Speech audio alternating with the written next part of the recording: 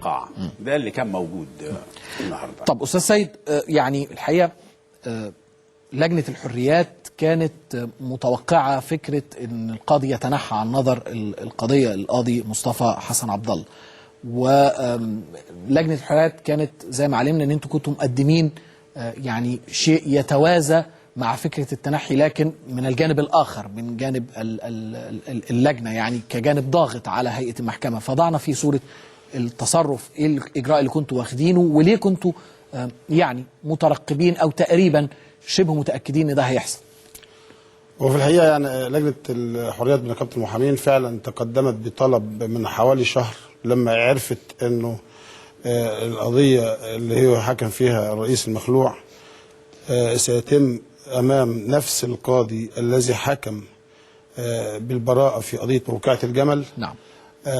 طبعا في لجنه الحريات برئاسه الاستاذ محمد ضماطي، وانا يشرفني يكون رئيسي الاستاذ محمد ضماطي. الله يخليك يا أستاذ. تقدمنا بطلب للسيد المستشار رئيس محكمه استئناف القاهره، بنطلب منه يعني بطريق ودي ان يتنحى السيد المستشار مصطفى عبد الله عن نظر هذه القضيه، لانه سبق وان ابدى راي او افتى في الدعوه او اصدر حكم في الدعوه من قبل، خاصة لجنة تقصي الحقائق أضافت مستندات جديدة وأضافت جديد في القضية، وبالتالي يعتبر هو أصدر فتوى في قضية سابقة، فلا يجوز له أن يتصدى لمثل هذه القضية طبقا لنص المادة 146 من قانون المرافعات، حيث أن المادة ذكرت بالنص أن القاضي من تلقاء نفسه حتى لو لم يرده احد الخصوم في اكثر من حاله، من ضمنهم حاله انه يكون اصدر فتوى او اصدر حكم او قال راي او يعني حاجه من مثال ذلك. نعم. في هذه الدعوه، وبالتالي احنا تمسكنا بالطلب بتاعنا وقابلنا السيد المستشار رئيس المحكمه الذي وعدنا انه هيوصل هذا الطلب لرئيس الدائره، وفعلا احنا كنا النهارده متوقعين ان في اول الجلسه هيبدا بالطلب بتاعنا، وكنا متوقعين لو اذا لم يتنحى فسنتخذ اجراء اخر ضده. طب استاذ محمد، يعني هو بس انا بعد اذن حضرتك هو استدراك بس لما قاله صديقي العزيز الاستاذ سيد، وهو عندما يبدي القاضي رايا يكون في ذات القضيه وليس في قضيه اخرى، يعني لكن هي الفكره مساله وجدان. يعني ابداء الراي يا سيد بيه يبقى في ذات القضية، بمعنى أنه كان محققا لهذه القضية وهو وكيل نيابة وبقى قاضي، وهو سبق له أن حقق هذه الدعوة كوكيل نيابة. نعم. هنا يبقى أبدى رأي.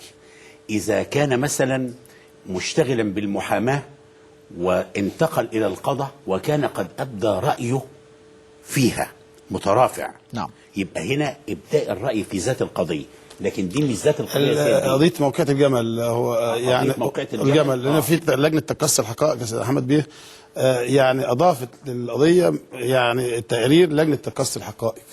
طيب يعني المهم هو ابداء الراي في ذات القضيه. هنا ما ينطبقش لكن حتى لكن محمد لو كان ان دي قضيه من نتاج ثوره 25 يناير، وان احداث 25 يناير برضه نتاج ثوره 25 يناير، هنا يبقى ابدى رايا في قضايا الثوره. ده اللي انا عايز اوصل له، ابدى رايا في قضايا الثوره. يتعين من الناحيه الادبيه انه ما ينظرش القضية دي. نعم. لكن هو قانونا ليس هناك، عشان نبقى رجال قانون بنتكلم قانون، الناس بتتفرج علينا نقول قانون. هنا مش إبداء رأي، هنا ما أبداش رأي في ذات الدعوة. نعم. وبالتالي من الناحية القانونية لم يكن هناك مانع. المانع الحقيقي هو شعوره أنه لن يقضي في هذه الدعوة بالحيدة والنزاهة الصفتين اللصيقتين بأي قاضي. طيب أنا عايز أسأل حضرتك سؤال يعني بمنتهى البساطة، إذا كانت هذه القضية أحيلت إلى دائرتين أخريين ضمن نفس المحكمة واعتذروا عنها، وكانت الدائرة الثالثة والأخيرة هي دائرة ذات المستشار مصطفى ده حسن. حسب معلوماتي وأرجو أن تكون صحيحة. طيب، يعني إن صحت هذه المعلومة، لماذا ينتظر القاضي أن تحال له القضية ويحدد جلسة ويجلس على المنصة ثم يتنحى، بدلا من أن يكتب اعتذار؟ وهذا حقه كقاضي زي بقية القضاة، حقه أن يكتب هذا الاعتذار إلى رئيس المحكمة ويقبل هذا الاعتذار زي ما قبل من زملائه. لأن البعض قال إن الهدف من هذه الحركة هو إطالة أمد القضية شوية كمان. يعني أنا وجهة نظري إن في أسلوبين للاعتذار، إما أن يعتذر كتابة إلى رئيس محكمة الاستئناف عندما تحال إليه الدعوة، أو يعتذر وهو على المنصة، وكلا الأسلوبين صحيح. أما يعني التكهنات بأن ده يعني لإطالة أمد التقاضي، نعم. فممكن من الرد عليه أن رئيس محكمة الاستئناف باكر يحدد دائرة أخرى ويوم آخر، وهذا في صلاحياته، وهذا من صلاحيات رئيس الاستئناف. نعم. طيب أستاذ سيد، هنا تحديد دائرة أخرى، يعني احنا الأستاذ محمد بيقول إن الجناية دي مقيدة